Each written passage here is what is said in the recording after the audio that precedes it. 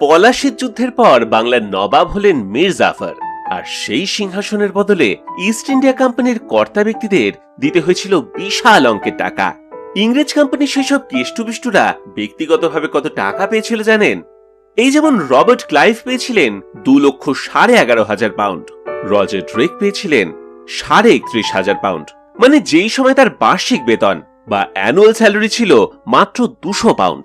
তারপর William Watts, যিনি একরকম রবার্ট ক্লাইভের ডান হাত ছিলেন, তিনি পেয়েছিলেন 11,700 পাউন্ড। আর ভ্যান্সিটার্ট, যিনি ক্লাইভের পরে এই অঞ্চলের গভর্নর হয়েছিলেন, তিনি পেয়েছিলেন 58,333 পাউন্ড। এছাড়াও সেই হলওয়েল সাহেব, যার স্মৃতি বহন করছে কলকাতা সেন্ট জনস চার্চের সেই হলওয়েল মনুমেন্ট, তিনি পেয়েছিলেন 30,937 পাউন্ড। সেই সময় টাকার অঙ্ক যে কি বিশাল ছিল সেটার একটা আন্দাজ দিতে বলি যে সেই সময় লন্ডনে একজন জেন্টলম্যানের কেতাদুরস্থ লাইফস্টাইল রক্ষা করতে বছরে বড় জোর 800 পাউন্ডের প্রয়োজন পড়ত।